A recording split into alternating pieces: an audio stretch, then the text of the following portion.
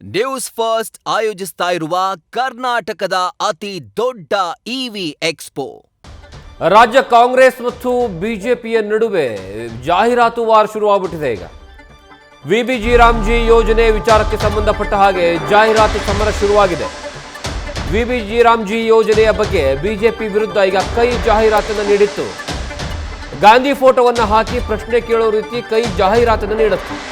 ಈಗ ಕಾಂಗ್ರೆಸ್ ಜಾಹೀರಾತಿನ ವಿಚಾರವಾಗಿ ಅದರ ವಿರುದ್ಧವಾಗಿ ಬಿಜೆಪಿ ಕೌಂಟರ್ ಆಡ್ ಅನ್ನು ಕೊಟ್ಟಿದೆ.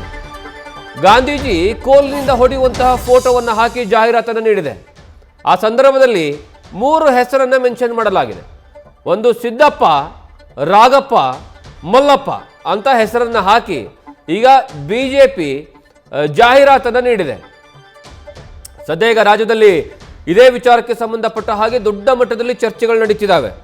ಯಾವಾಗ ಕಾಂಗ್ರೆಸ್ ಮೊದಲ ಬಾರಿಗೆ ರಾಜ್ಯ ಸರ್ಕಾರದ ಹಣದಲ್ಲಿ ಜಾಹೀರಾತನ್ನು ನೀಡುತ್ತೆ, ಬಿಜೆಪಿಯ ವಿರುದ್ಧವಾಗಿ, ಕೇಂದ್ರ ಸರ್ಕಾರದ ವಿರುದ್ಧವಾಗಿ, ಬಿಜೆಪಿಯ ವಿರುದ್ಧವಾಗಿ ನೇರವಾಗಿ ಕೇಂದ್ರ ಸರ್ಕಾರದ ವಿರುದ್ಧ ರಾಜ್ಯ ಸರ್ಕಾರದ ಹಣವನ್ನು ಬಳಕೆ ಮಾಡಿ ಜಾಹೀರಾತನ್ನು ನೀಡುತ್ತೆ. ಕಾಂಗ್ರೆಸ್ ಪಕ್ಷದಿಂದ ದುಡ್ಡು ಹಾಕಲ್ಲ, ಅದಕ್ಕೆ ನೇರವಾಗಿ ರಾಜ್ಯ ಸರ್ಕಾರದ ಬೊಕ್ಕಸದ ಹಣವನ್ನು, ಜನಸಾಮಾನ್ಯರ ತೆರಿಗೆ ಹಣವನ್ನು ಬಳಕೆ ಮಾಡಿಕೊಂಡು ಜಾಹೀರಾತನ್ನು ನೀಡುತ್ತೆ. ಅದರ ವಿರುದ್ಧವಾಗಿ ಬಿಜೆಪಿಯವರು ವಿಧಾನಸಭೆಯಲ್ಲಿ ಪ್ರಶ್ನೆ ಮಾಡುವಂತಹ ಕೆಲಸವನ್ನು ಮಾಡ್ತಾರೆ, ಧರಣಿಯನ್ನು ಮಾಡ್ತಾರೆ, ಸರ್ಕಾರವನ್ನು ಕೇಳುವಂತಹ ಕೆಲಸವನ್ನು ಮಾಡ್ತಾರೆ.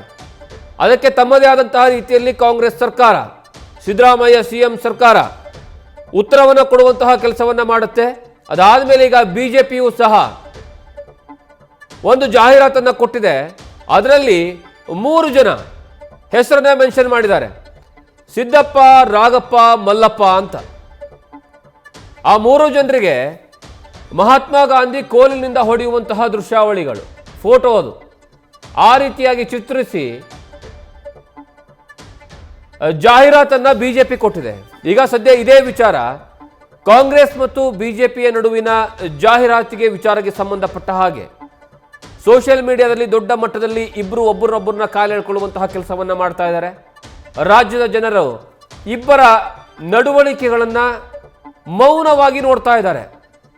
ಕಾರಣ ಅಂದರೆ, ಒಬ್ಬರು ಜನರ ತೆರಿಗೆ ಹಣದಲ್ಲೇ ಜಾಹೀರಾತನ್ನು ಕೊಡ್ತಾರೆ, ಇನ್ನೊಬ್ಬರು ಕಾಂಗ್ರೆಸ್ ಪಕ್ಷವನ್ನು ಟೀಕಿಸಬೇಕು ಅನ್ನುವಂತಹ ಕಾರಣಕ್ಕಾಗಿ ಮಹಾತ್ಮ ಗಾಂಧಿಯವರನ್ನ ಕೋಲಿನಿಂದ ಹೊಡೆಯೋ ರೀತಿಯಲ್ಲಿ ಚಿತ್ರಿಸಿರುವಂತಹ ಜಾಹೀರಾತು. ಈ ಎರಡೂ ಜಾಹೀರಾತುಗಳಿಂದ ಯಾವ ರೀತಿಯ ಸಂದೇಶವನ್ನು ರಾಜ್ಯದ ಜನರಿಗೆ ಕೊಡಕ್ಕೆ ಹೊರಟಿದ್ದಾರೋ ಎರಡೂ ಪಕ್ಷಗಳು ಅಂತ ಗೊತ್ತಿಲ್ಲ. ಆದರೆ ಈಗ ಜಾಹೀರಾತಿನ ಕಲಹ ದೊಡ್ಡ ಮಟ್ಟದಲ್ಲಿ ಸೃಷ್ಟಿಯಾಗಿದೆ. ನ್ಯೂಸ್ ಫಸ್ಟ್ ನಿರ್ಭೀತಿಯಿಂದ ನಿಮ್ಮ ಪರವಾಗಿ.